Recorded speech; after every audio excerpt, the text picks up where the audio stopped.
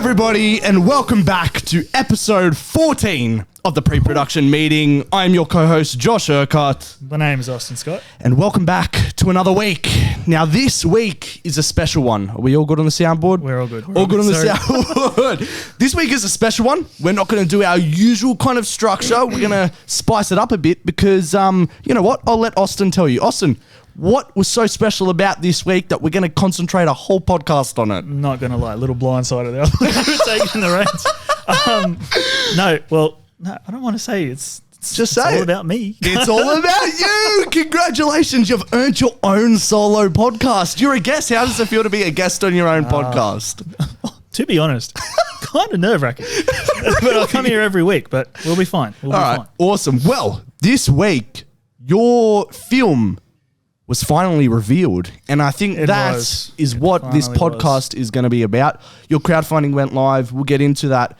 But how does it feel? Before we get into the actual movie, how does it feel to have your idea out in the open to the public now? Look, and as you know, the day before it launched was a bit, how you going? It was a bit of a panic attack. Because like I say every week, you're kind of your own worst critic when it comes to things. And I didn't think that it would be as well received as it was because, you know, it's something that was inside my head. I didn't know how people were going to consume it, take it on, kind of, I was expecting judgment and all that kind of stuff. But what has happened has been nothing but positivity, support. It's like, to be honest, I got a bit emotional on the night that it went live because it was just so, I was like, what was I stressing about? There was just so much, like I said, support and the generosity of some people and like people giving their hard-earned money to something like a dream of mine and just sharing the link and everything like that was something that I will hold dearly for the rest of my life. Even if this film career does crash and burn, this has been one of the best experiences of my entire life, and I couldn't be any more grateful for everybody out there. It's so special. It is honestly so special. That's good to hear, mate. This is nothing compared to what is going to happen. You still got filming date. You still got premiere if you decide to do that. You still got film festivals. This is only the beginning, so you can only imagine what's in store for you now, man. The risk versus reward as well, and it's just... it's such an exciting journey. Like I said to you today, it's like how far we've both come and how far things have come as well. It's just given where we were to where we are now is something that I would never believed could happen.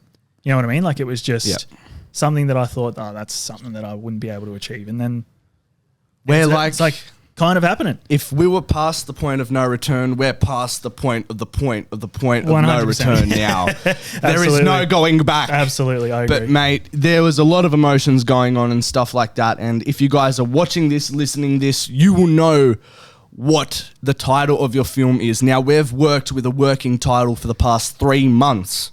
We have. What was the working title? I've had a mind blank. Swirling Vortex. Even when I hear it back, I'm like, nah, that's not it. So now we can, and by all means, we've had points where we've said the name and we've had to bleep it out and cut it out, but now it's live. Austin, what is the title of your film? The title of the film is Stain. You got the soundboard, you know what to do? I don't know how loud Amazing. That is, but yes. Alrighty, so the title of this movie is no longer Swirling Vortex. It is Stain, directed and written by Austin Scott. Now, Austin, what is Stain? Okay. Stain is essentially, I'm just trying to think about how much I've given away in other episodes. And Doesn't matter, just go all out. Okay, so basically, Stain is about a young teenage boy named Chris who... He's a charismatic introvert, as people who watch the crowdfunding video might have got it from a special somebody. But basically, he's a charismatic introvert who loves to just engage in movies, pop culture, video games, and music as well. And he's most at peace when he's in his room, engaging in all those things, and that's his safe haven of sorts. So he's a bit, he isolates himself. He kind of keeps things private to himself as well, just in his own little world. And there's little things that he lets in, like, and all that kind of stuff. But without going too much into it, like one night he's called down to dinner, just like every other night, and there's a household rule in this film that I came up with myself. A lot of people might think it's a bit silly, but I think it's quite funny. whoever is last to finish their dish. Sorry, whoever is last to finish their dinner does the dishes. So every night when they go to eat dinner, it's a race to finish. Did that kind of thing happen in your life growing Not at up? all. No, Not at just all. in your head, your beautiful mind. Just in my head. Yeah, sweet. And so there's that. And so the way the film goes, Chris is forced to do his dishes. Everybody's dishes. And then as he's doing his dishes, he encounters a near impossible to remove stain. Wow. We've all been there. Which, it infuriates him, frustrates him. He grows more and more frustrated. Yep. And then he cuts himself on a forgotten knife in the murky abyss of the dish-soaped water and the stain that he can't get rid of.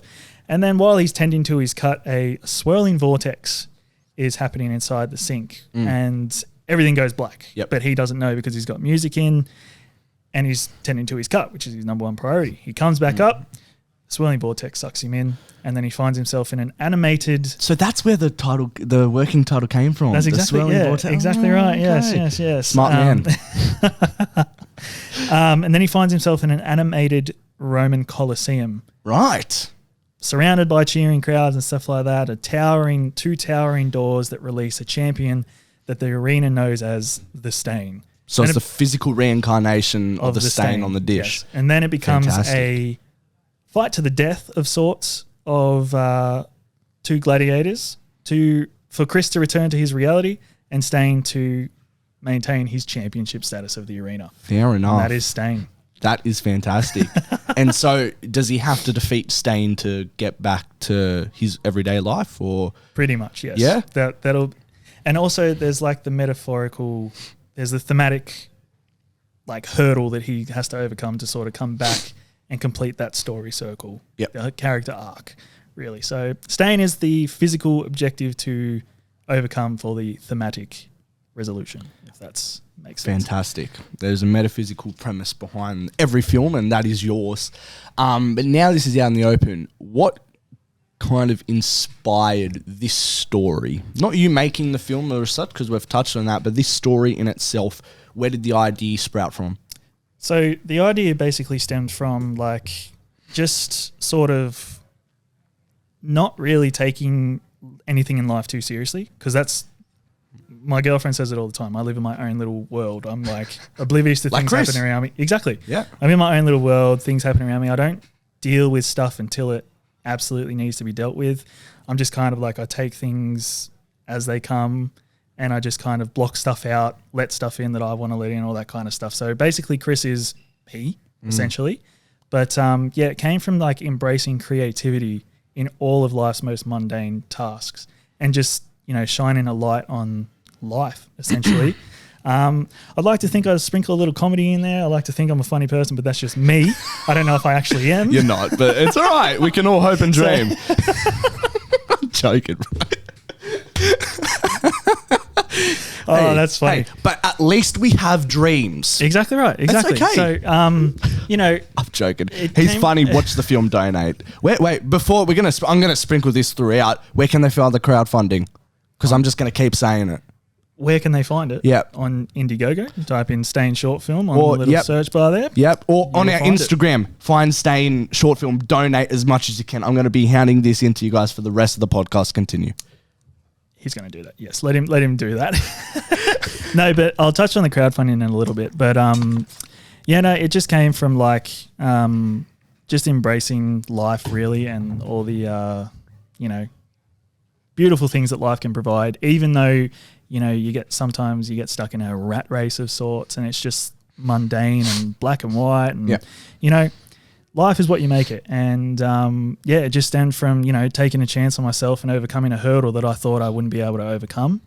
And, I wanted to, put that in the film as well. So that's fantastic. And a massive, massive piece of advice that I got from, it might have been Corral, I don't know, multiple people from uni, and one that I stick to this day is, and I think it's the most important part of filmmaking in general, is in every story, in every narrative, you need to have a piece of yourself in that story. Definitely. And I feel like you've done that with Chris. Do you think that as well? Yeah, because I think early on in the process, and it was early on in our podcast episodes, there was I felt like there was something that this film, this idea of mine, this screenplay was missing. Like I didn't know what it was. I just couldn't pinpoint it. But then I thought to myself, it's lacking it's lacking me, really. Like, and so I thought I'm just going to sprinkle a bit of myself into the film, and then it ended up like going from a sprinkle to a pour, and then then I really got involved with the character and everything like that, and then I changed the script around and everything like that, and then I was just like, this is me. Fantastic. This is this is like my mind. It's like in the video I said, it's a weird, wacky, wonderful place. Every single day in everything I do at work, doing chores around the house, everything I do is, I just think about things creatively, and fantastic. I think I've poured myself into this. Awesome. And I think that, an example of that I heard that was in Spider-Man Homecoming, right? You'd think, where the hell is the personal connection in that movie? It's about a superhero, for God's sake. The director, John Watts, I was watching a thing behind the scenes. He wanted to convey his high school experiences. It can be as small as that. Right, and you put it into your thing. As long as you have some personal connection with the story, it will be an impressive film at the end. And you will be happy with it. And that's what matters the most out of everything. If you've, conveyed what you want to convey, then no matter what feedback, press, anything you get from it, you will be happy. And going into that, what do you want to convey from this film?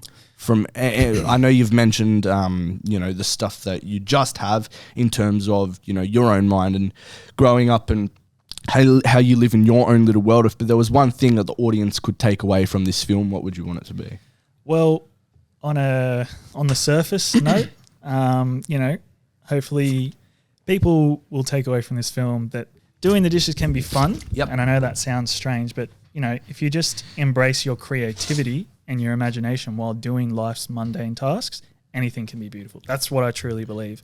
But then another thing I want this film to be is like, I want people to walk away from this thinking that they can do whatever they want to do, and they've doubted themselves. By no means do I mean to be like a, inspiration to, people. That would be a bonus. But at the same time, I'm all about taking a chance on yourself and overcoming hurdles that you think you can't overcome. Like, it's been majority of my, let's say, sporting career, but when I played sport and there's an opposition, I'm like, oh my God, we're not going to be able to beat these people. That's kind of what I wanted to do with Stain, is like this obstacle that you don't feel like you can overcome. You will surprise yourself if you just take that chance on yourself. And that's what I want people to walk away and feel like, anything you've been putting off because you don't feel like you can do it, just try, because you might find you're really good at it, and then you will go, what was I so worried about? And then you feel like you're on top of the world, which is really, this whole process for me has been me trying, like, overcoming that mountain that was in front of me. Yeah. And that's what I want people to feel with the film. Oh, yeah. And like how you're speaking as well, I don't, it's not necessarily as well what you're trying to convey on screen, but convey the story and the trials and tribulations that you've gone to where you were in that rut, to where you are now. You want to convey that you can get out of that. You can get out of it. You can make a film. Definitely. An animation / real life. Why animation as well? I've never done a film. And so I thought that process was a bit, how you going? And then the second is, I know zero about animation. Why the hell would you do this then? Because I'll elaborate. With animation, there's no rules, essentially. You can basically portray whatever you want with animation. And I feel like this concept itself, you can really, really run with it. And it can be as beautiful as I want it to be. So I really feel like there's limitations I've got to set myself and all that kind of stuff. But with animation, there's really no limit to what you can do, because you're building the thing from scratch. Whereas, if it was live action the whole way through, there's, logistical problems. There's, sourcing things and, the costumes, the this, that, and all that kind of stuff. Whereas everything in the animation, you can just go, I want this, and then it can just birth from something. Like I love nothing. that. And so I think with animation, it's also going to be a massive learning curve for me as well. Like I've always loved animation. So to do that and have, myself attached to it in this sentimental sense. Yep.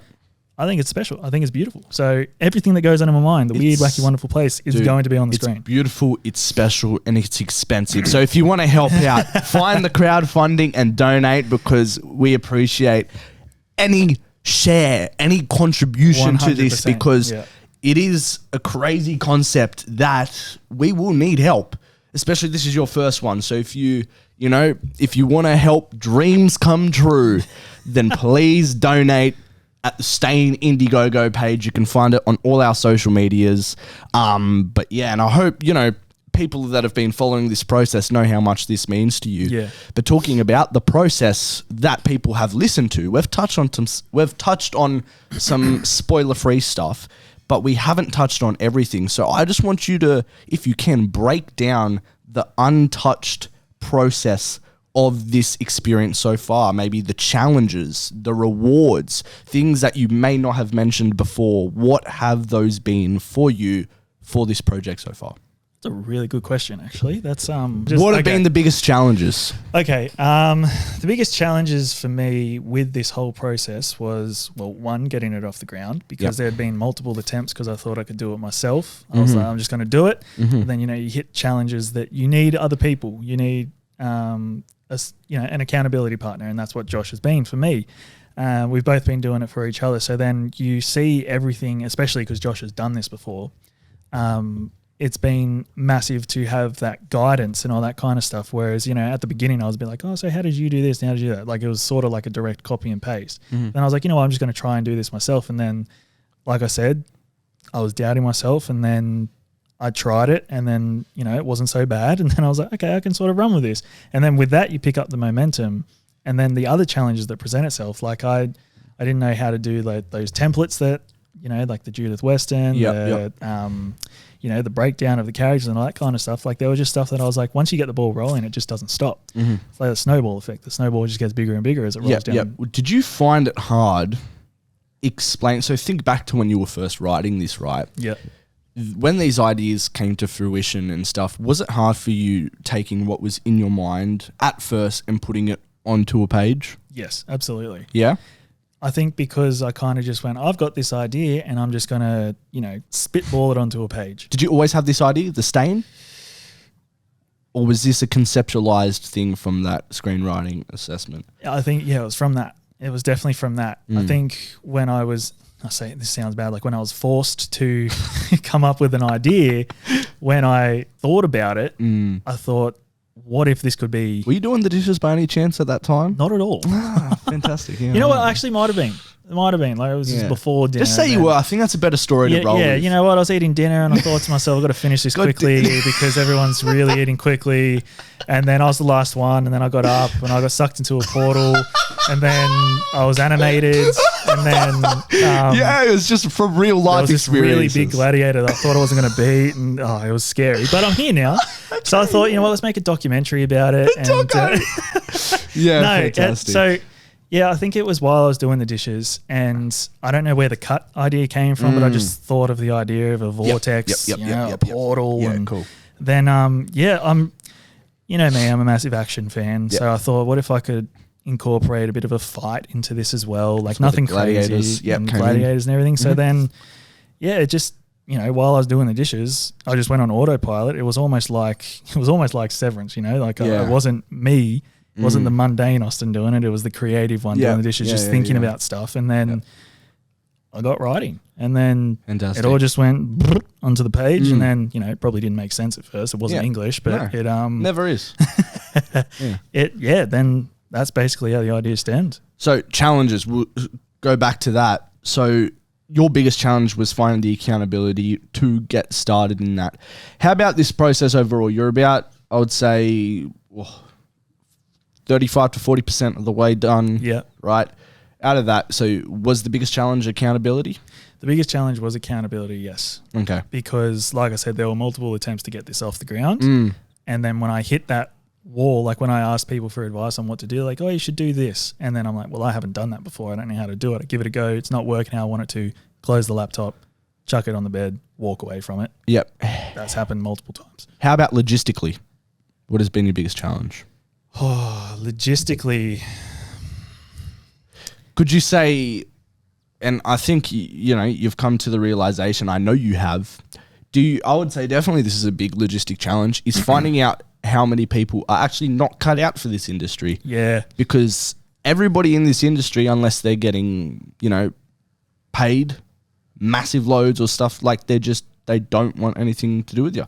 Yep, no, and, absolutely. They don't want to, they're terrible with response time. People are hopeless. If you want something done, do it yourself. And I feel like you've come to that kind of conclusion. That's been one of the things I've realized with the whole pre-production process was, everyone that's come on board, I'm internally grateful for because No, like, of course. We're not talking about that by any means, no. But there's some people you reach out to, and they don't get back to you, and it's been a couple of days, and you think with the way that the modern day is, there's no reason why you shouldn't respond. Yeah, even if sorry, not interested. Cool, no worries. Yeah, maybe down the track we'll work together, stuff like that. But then there's just there's some people that just do not respond to you at all whatsoever. It's really hard when you kind of not putting all your eggs in one basket, but you're like, all right, I know this person will fit into this role real perfectly and all that kind of stuff. And then when they just don't respond, you're like, well, okay, gotta find someone else. And then obviously life, people are busy. Of course, gets in the way. Totally respect that. There's no animosity towards that whatsoever. Yeah. But it's just, I think it was finding people to come on. Yep. And then, not holding them accountable, but just, checking in every now and then, like, oh, things moving, how's it going, all that kind of stuff. And everybody who is a part of this has been so good in their work, their efforts, everything. And I couldn't be any more grateful for it. As producer, that's kind of my, I've done all the work now for you basically up until, set comes around. But that's my job from week to week. It's just chasing people nowadays. Absolutely, yeah. So, so accountability and, chasing people is definitely a massive problem. How about things that you haven't expected to be easy or, the biggest rewards, things you haven't expected to work out? Maybe they have. Crowdfunding for one. Yep. That was, I think that was my biggest challenge because I didn't expect it to be as received as it was. Yeah. I thought that what I built in terms of the clerical stuff would have bored people. Like they would have looked at it and gone, oh, okay, it's just another, indie filmmaker who's not going to, get the funds and all that kind of stuff. And there was an incredible amount of doubt the day before it launched. I was just like, you know what? I'm just going to fund the thing myself. I'll make it work with, my bank and all that kind of stuff. Like, I'll be fine. Don't worry about it. And then, a couple of harsh truths were revealed. My ass was kicked essentially. And, it launched and then I had nothing to worry about. Exactly. With the beautiful people in my life, helping out in more ways than one. I didn't expect that to be as easy as it is. And cool. So you've touched on crowdfunding. Let's just go straight into it. Let's do it. Talk to me about the experience of crowdfunding. How have you found it so far? So time goes by so much quicker when you have stuff due. Yeah. And that was our massive thing when we started this whole process was like, we'll set each other deadlines and all that kind of stuff because that's what we did at uni and that's when we found the most work had got done. I felt like I was submitting another assignment, bro. Like when I was doing it, I was like, I've got this much time to do it. And I was your lecturer. Yes, you were. And then when it got to time to do it and I hadn't done most of it, I was like, oh my God, I'm going to fail. And then I was like, well, it's not an assignment, but I'm going to fail. And then, it just was so, in the first 2 days. How much have you raised? I haven't looked at the number, but I know it's 51% of the budget. I know how much you've raised. $4,350 of an 8.5K budget. Yes, and where if you search up Stain Indiegogo crowdfunding, you can donate right now on our social medias. Everything, find it. Any share donation, much appreciated. Absolutely. Even a share of the link is fine. Share of the link, or share of your pocket money. No, I'm joking. Hey, only if you want to, of course. If you got a piggy bank, smash it. Yes, I'm kidding. All to us.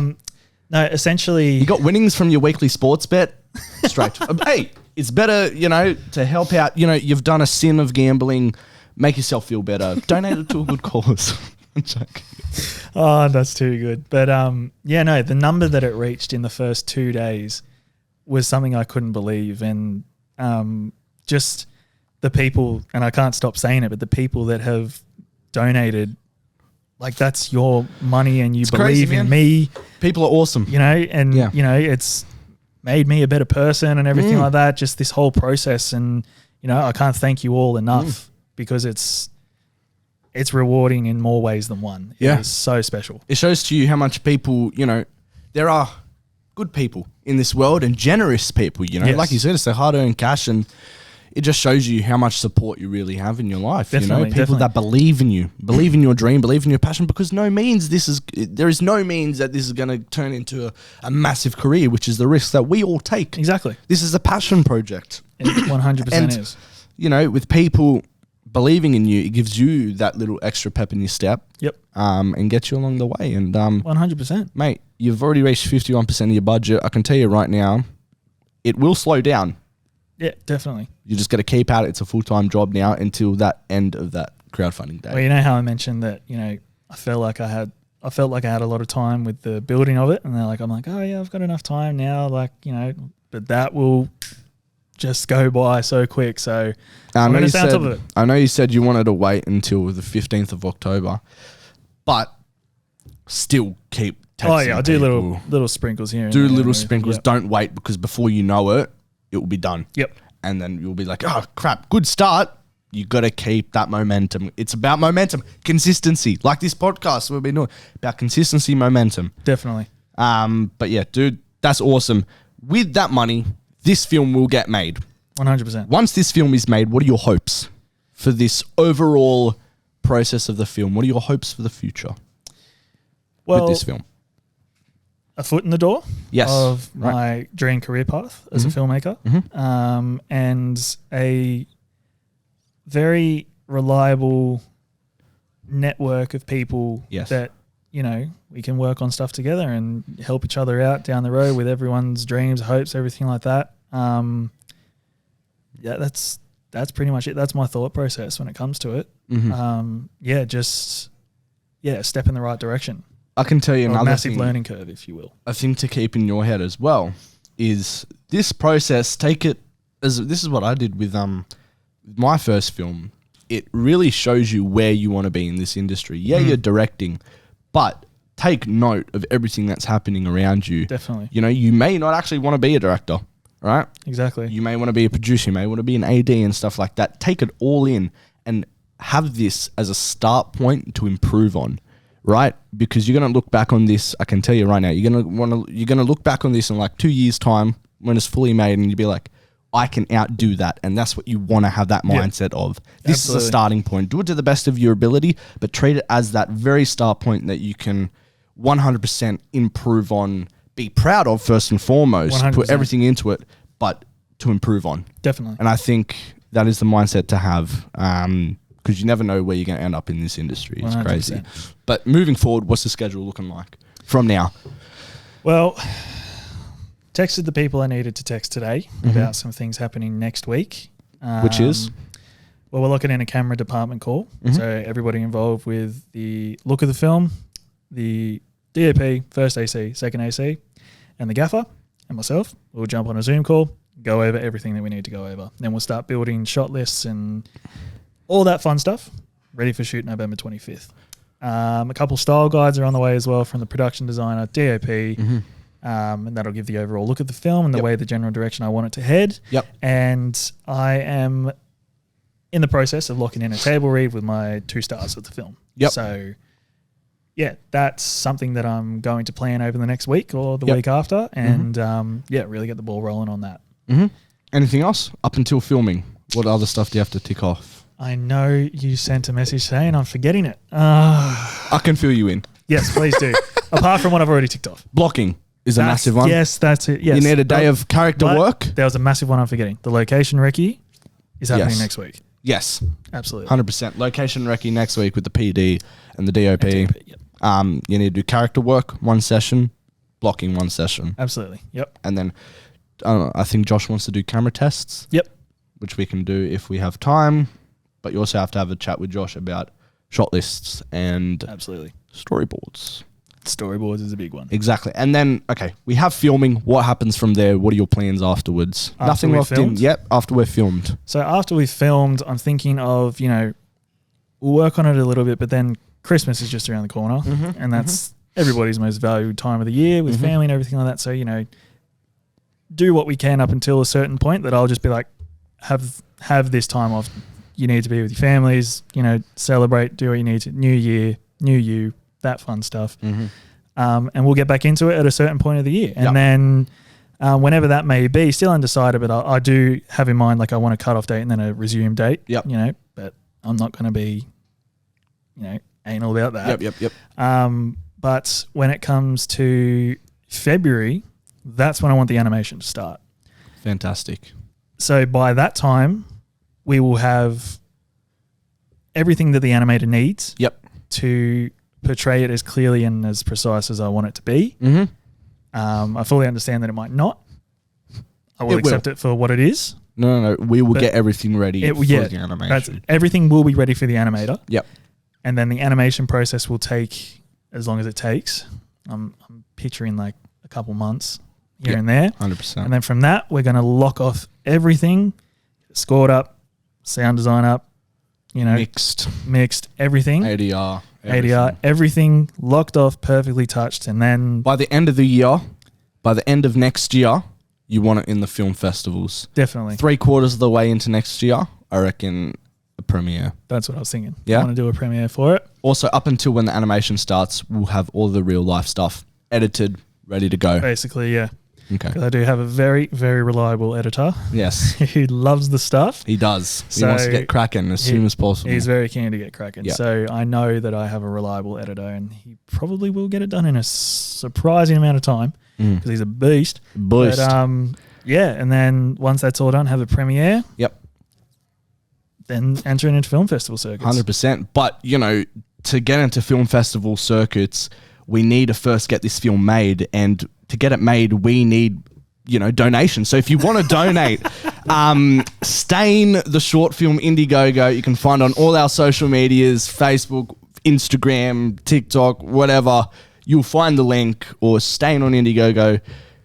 Empty your pockets, man. Instead of going to Macca's on a Friday night, you want to spare that money that you're paying for the quarter pounder, chuck it into the film, It's a long lasting. See, quarter pounders, they're temporary. Because they go in, they go out. This film will be something that you can watch forever. So, right now, I want to get a hashtag going, Hashtag film over quarter pounders. Let's get that going right now, all right? Anyways. My producers, ladies and gentlemen. My producer. Okay, so next, Austin, we've talked about, everything from the process, from crowdfunding to what inspired you to what are your hopes for this project. But now I want to do a character breakdown of the characters in your film. Yep. But to do that, we've actually gotten a special guest. You notice a continuity error if you're watching on YouTube. I'm now wearing a grey jumper. Yeah. And the camera... You're actually not seeing Austin right now when he's talking because we're saving the reveal. Exactly right. And there's a guest in my chair right now. There is a guest. To help with the character breakdowns of your main character, we've got in your main actor. We've got our main actor. And our guest today is our first actor on the podcast. Not only is he our first actor, he is our first award-winning actor too, picking up a Platinum Award winner at the Independent Shorts Award Los Angeles Best Actor at the Stockholm City Film Festival for back-to-back leading roles in his first 2 short films. He started his acting career back in 2019 at the age of 13, if my math is correct, in the Andrew Lloyd Webber's School of Rock, which even toured South Korea. Damn. He's now a short film seasoned veteran. He is an ABC TV presenter for the show How to Do Good Stuff. Stuff Good. You can correct me there. And was a top 20 finalist for the Carmen Duncan Teen Scholarship. This kid is a prospect for the future. He's confident and driven. He's been a werewolf and even a magician. It's Cooper Alexis, everybody. Oh, thank you. Wow. Do you like that intro, Cooper? That was amazing. How's your ego right now, my friend? Yes. Oh, mate. Is this your first podcast? Yes, it is. Yeah. Oh, we're truly honoured. We are honoured. I'm honoured. How do you feel being in the chair? Yeah, pretty good. It's got a nice swivel to it. It does, but Yeah. not too much, Doesn't have a otherwise good our editor will complain. Yeah. Oh, it is. right. He definitely complained many times How do you about like this, this Dylan? week. How and do you this- like it, Dylan? Oh God, Dylan hates you, right? You're actually off the podcast next week, and Cooper's replacing you. Hey, it's a worthy replacement. He's a worthy replacement. But Cooper, you were in my film, Two's a Lesson, as a Yeah. lead actor. We've come a long way since then. You've grown a lot since then, literally. As Yeah. well, you're tall Yes, as hell, yes. man. Crazy. But now you're in Austin's film as Chris, his main character, man. Absolutely. And I want you to explain who is Chris in this story, and how are you going to tackle it Okay. Yeah, to please. the best of your ability. Yeah, okay. So like Austin said, he's a charismatic introvert. Yep. And I'd like to think he's a bit like me as well as Austin. Yep. He's a bit like me as well. And he loves his escape. Yep. With his music, his pop culture, his movies, Yep. and video games. And I kind of have the same escape. So have you guys seen Karate Kid? Of Yes. course, we've seen Karate Kid. Yeah. Come on. So bonsai? Yes. Yes. What, the so- bonsai tree? Your bonsai tree. Yeah, Yeah. of course. So, like Chris, my escape is bonsai. Really? Yeah, I love bonsai. Do you watch Cobra Kai? Well, yeah. I'm on the I think it's season 4 I'm up to now. Yes. I've got to watch. Yep. Yeah. That's good, man. So, bonsais. Bonsais. Why bonsais? So cool. They're amazing. Like, I don't know what it is about them. Like, I watched Karate Kid, and then I'm like, wow, those are cool. So I got my first bonsai, and it's still alive, which is good. Fantastic. Yeah. Sorry, I've kind of gone off. No, mate, it's welcome. It is welcome. That's what Trust- this podcast is for. It's just a conversation. Yeah. These bonsais, do you have a collection of them, or what's the go? Yeah, well, a lot of them are in development. Fantastic. So Just like this film. yeah, exactly. It's in pre-production. Stain is now a bonsai. Yeah. He's There now you a go. bonsai. Stain is Stain on a bonsai. Fantastic. Yeah, right. Nah, that's awesome, man. Yeah. But yeah, Chris, sorry. Continue with that.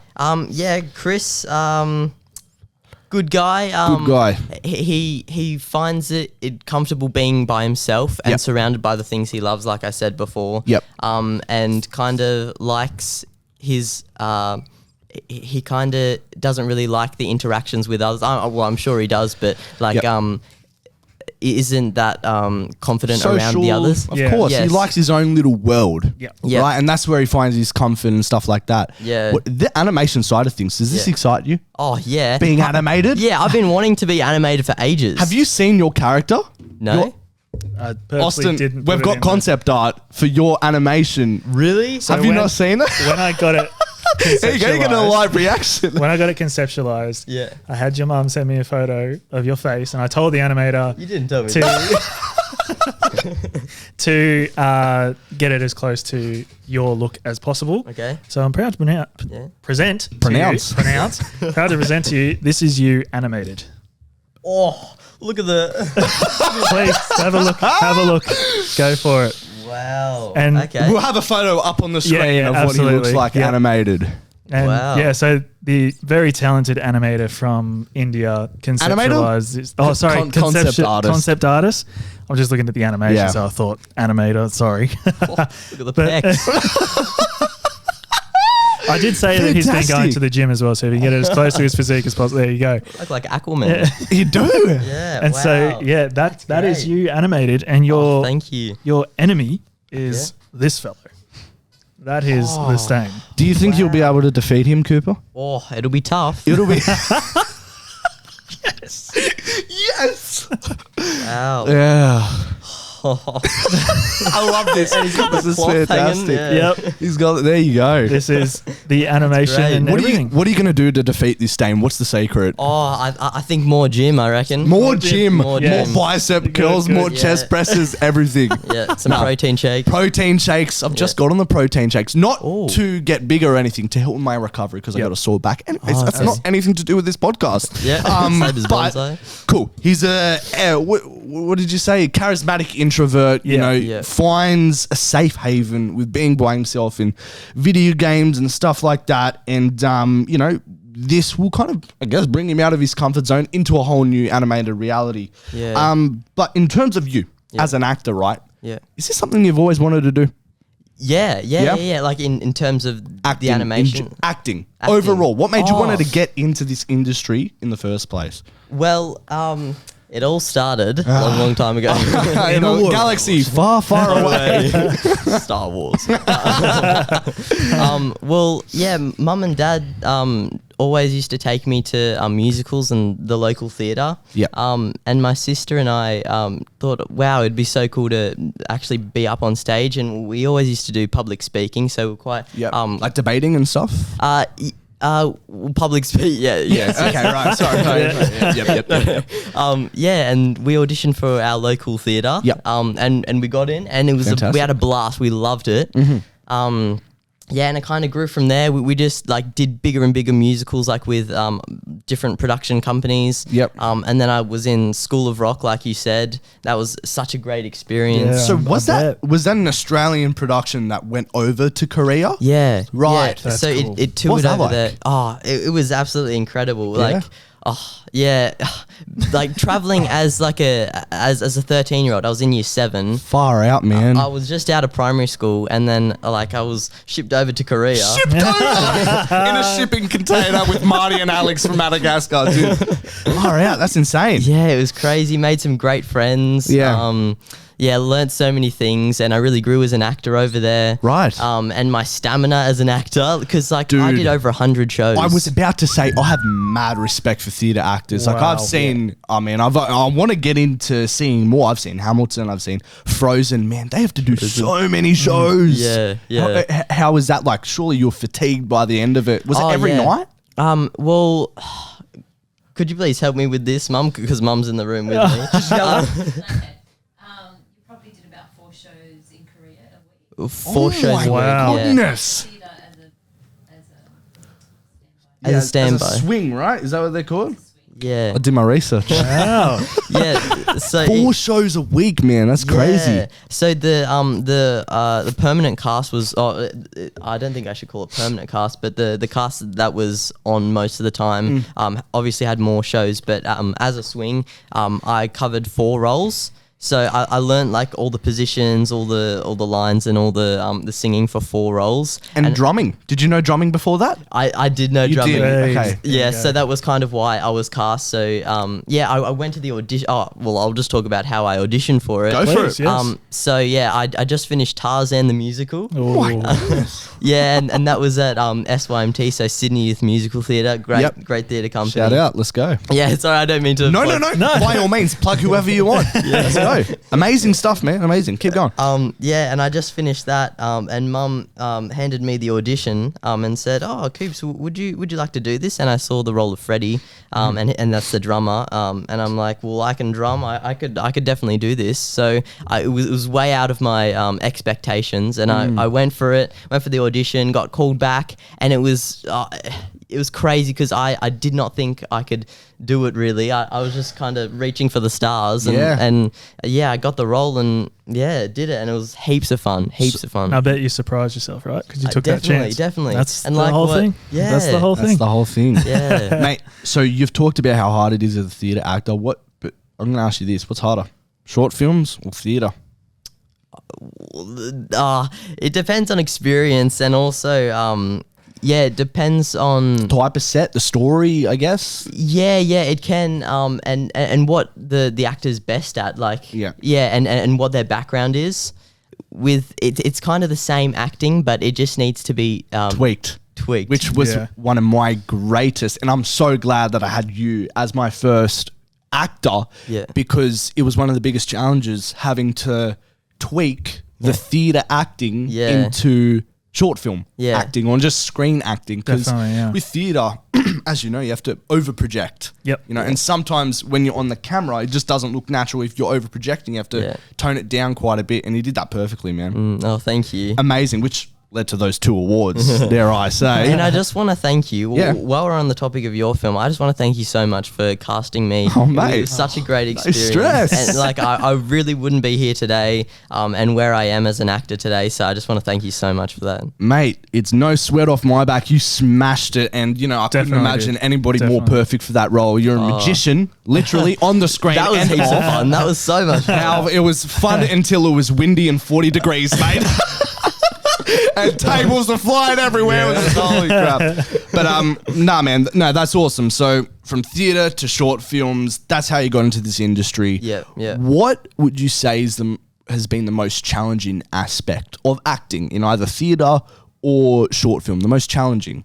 Okay, so the most challenging for is like screen and film. Go for it.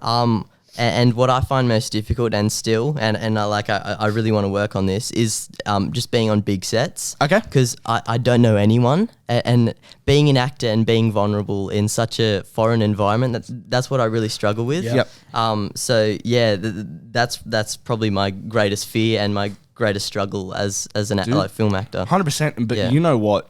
So the big sets and even I would say the best sets to be on make you feel like a family. Yeah. Right. So when we were on Jay's film, for example, you know, and even when I was on Lexi's film in December, everybody, because you're doing one-offs, right, and stuff like that. And I'm sure as you grow older and stuff, it's hard when everybody's so much older than you. It's daunting, right, being the young person on set. But the best sets are the ones that make you feel like family. Yeah. And you get to know everybody on that level and stuff like that. It's really, really hard. But you see on these big sets when they're doing wrap-up speeches, like, do you remember, have you seen Daniel Craig's speech for his last appearance as James Bond? Everybody was crying and even him. Oh. But that shows those sets with thousands and thousands of people, everybody is so close. Yeah. And I think it's because you're working with people that are getting into this industry the same time as you are, the more what's it called? The more experience they have, an experienced director will know you got to make the actors as comfortable as they can, make everybody work not only as a team but as a family on set, and that is when you will get the best results 100%. out. Yeah. But that is a great answer. Because it is something that is not talked about to these days. And that's what I find so fascinating, why I wanted you on the podcast, is to get that kind of perspective from a young actor. Definitely. You know, because you don't get those. You get the interviews with, you know, Tom Cruise and Chris Evans and all of that, but you don't really get these interviews with the young actors. And I think that's what I find, and I think people will find fascinating, the perspective of a young actor. And as a young actor, what is your kind of perspective on the overall film industry? Where do you want to go? Okay. In this kind of industry, like, what are your dreams and aspirations? How do you view the kind of landscape? Do you see yourself in Hollywood? Well, maybe. Like, I'm gonna give it a red hot crack. Yes, that's all you can ask, man. 100%. Yeah, and it's such a massive industry, and there's so much opportunity for me and you guys as well. 100%. Yeah, and so like we've just got to embrace everything that comes. And take it head on. And just dream big. Dream big, and man, do you ever get doubts? That's huge. Yeah. Yeah? Yeah. Talk me through those. What do you doubt yourself? Do you doubt your position in this industry? What do you kind of doubt? Definitely. And my ability. Okay. So yeah, whenever I get cast in, like most of the things I've been cast in so far, I always think, am I good enough? What if my work doesn't pay off? Like I always worry about that, and if I'm letting the directors down and stuff like that. I think we can both relate to that. 100%. How can you relate to that? Well, I remember when I was, fortunate enough to edit Fetty's film, and that was my first time, and I can only imagine what it was like your first time as well, doing anything that you were too scared to do because you were doubting yourself and thinking, like, I don't want to let this person down. I don't want to let the entire, the amount of work that's gone into this. I don't want to be the person that is the reason why it's not happening, essentially. Yep. And so when I was editing that film, I was just doing everything kind of by the book. There was no like real creative flair to begin with and all that kind of stuff. And I was like, I'm just doing this because like I think this is how it works, all that kind of stuff. I was worried to let Federico down. Like I just want to be like, just tell me what to do, I'll do it. Yeah. Like all that kind of stuff. There was that doubt thinking that, I'm going to be the reason why this production falls flat on its face. Yeah. But then you just sort of, like you said, dream big, take a chance on yourself, and then just go with it, and then everything falls into place. Dude, even after, I don't know if you've listened to the podcast yet where I talk about it, but after that day of filming on set, like in the 40-degree heat, everything went wrong. I had to step in for the magicians and stuff like that. I'm like, how is this going to come together? Yeah. I even had doubts after the set. But it all works out. Yeah. It does. And one way or another, you're going to get experience. And I think with experience, those doubts slowly start to fade away. Yeah. You're 16. Yeah, and I can It's still crazy. and I can still see that like from your set to now I'm getting less and less doubtful. Amazing. But and I've still got heaps more to do. Yeah, you got your whole life ahead of you to do anything you want. So Mate, there you go. you've won awards. You've traveled the world for theatre. You're doing short films. I think you're in a pretty good position for somebody your age. Definitely, And you have 100%. you've done more than I did when I was 16. Same as me. I think Same as at me. 16 I created my first film. That's which great. was the Flash fan film. I've seen that. I've have seen you? that. Yeah. Did I show you? Yeah, you showed that to me. It was bloody amazing. God. Amazing. Oh, jeez. The view count was amazing. I don't know about it. But, you know, people get different things out of this industry. What's your favorite part of it? The whole process. Maybe, you know what? Not of the industry. What's your favorite part of making a film? Like being an actor in a film. Yeah, anything to do with the whole process of it. It could be, you know, the rehearsals. It could be the day on set. It could be the day you see yourself on screen in the movie theater at the Ritz, Randwick, you know? That was a pretty good day. Pretty good? Like seeing the final product is really, really great. Also rehearsals. I like meeting everyone for the first time and like the other actors as well, because we're all in the same boat. We're all very not experienced with this situation and the story and stuff. So yeah, probably that. That's why I put so much emphasis, and I've dug this into him as well, about rehearsals. Yeah, okay. And could you explain, because I take massive, massive pride in so much preparation, because I feel like the more preparation you do on set, I hardly had to give you a note. Yeah. Because we did so much preparation You're beforehand. so comfortable on set, yeah. Exactly. Yeah. So could you kind of explain, how does rehearsals help in the overall sense of things? Well, if you know what you're doing, you don't need to worry about Yeah. it. So you just rock up, you do your thing. Yeah. Like it's just redoing the rehearsal just with a camera there. Does it eliminate the doubts? Yeah. Yeah. It definitely helps with that. Yeah. Does it make you more comfortable with the people that you're working with? Yeah, because you're not doubting yourself. You're more confident in what you're doing, and, and you're not going to feel the judgment from everyone else. Exactly. Yeah. There you go. There That's you go. why I've been telling you need character work, you need blocking, Yeah, you need absolutely. these days to work on it. 100%, Although yeah. it's only one day of set and it's not like massive. Everybody that we're working with on Austin's upcoming set, we've worked together all throughout uni. We're a family and you'll fit massively all in. On my set, like I'll say right now, the people that we're working with, there were bits and pieces. There were people that not everybody got along with everybody on crew. You probably didn't notice that. But, you know, there were people after the set coming to me about problems they had with other people, et cetera, et cetera. Nothing to do with the actors. It's to do with the crew. Yeah. But I can positively 100% tell you the crew that we have for Austin's, we're all family. 100%. Oh, great. Yeah. Yeah, and Beautiful it was, bunch of people. it was really hard. My set, because out of the films that were done in our cohort at uni, mine was one of the most audacious ones. You know, it was a bigger kind of set. You know, people were filming more, you know, inside little locations. It was bigger, probably more options to doubt yourself kind of thing. But I hope, and if everything goes to plan, everything will feel so comfortable. You'll be so ready for this. One day, crack it out. You have a cracking result at the end of it. Great, Definitely. Great. I'm really looking forward We've to got a it. lot of work to do. Yeah, we do. But from then, you know, we'll talk about film for this side. What's your favorite memory so far on set? Okay. Your favorite on set memory? On set, could I please change the question? Change it, my friend. You run this podcast. So I actually have because I did so many shows in Korea. Yep. I have a favorite memory on stage. Tell me. Yes. Actually, I'm just remembering another one. Okay. So one, I tripped over my friend on stage. Oh, gosh. Yeah. And that's your favorite memory? It's probably the most embarrassing memory. Yeah, actually. sure. Tell us. Yeah. So we're meant to just run through, look at the teacher, and then go. And I was I was behind my friend, and we were running. He looked back, and I kept running while I was looking back, and he just full on stopped. Oh, no. And then we both tripped over each other, and they were like moving massive doors, and yeah. So. How did you recover from that? Oh, well, yeah, you just have to roll with it. And so, like, we had to, like, brush each other off on stage and then run off. Far out, man. That's crazy. Yeah. How about on my set or the werewolf set that you're on? What was some memorable parts there? Maybe it could be your favorite, your least favorite, whatever. Well, I was in the makeup chair on the werewolf one, so that's called Good Times Bad Moon. Yep.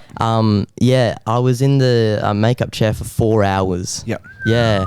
So that was an Insane, man. experience. 4 hours. Yeah, To put the werewolf. the werewolf makeup on, and it was like sliding off my face because it didn't fit properly. Oh, God, And there was a fake hair. because I remember even when we were preparing for my film, you would be going to fittings and stuff for the werewolf, and dude, that's crazy. Not many people get that heavy makeup. No. You know, in your experience, that young. Yeah, it was wild. Well, it's funny. I actually just watched a video on like the longest makeup in Hollywood, and that they took 4 hours to do Nebula from Avengers, like in Guardians of the Galaxy. Like to think that you sat in a chair for 4 hours the same time that they did it in Hollywood as well is massive. It's insane. an effort. It's a marathon. Yeah. Far out. Yeah, it's crazy. How about on Choose a Lesson? I want to get this out of you.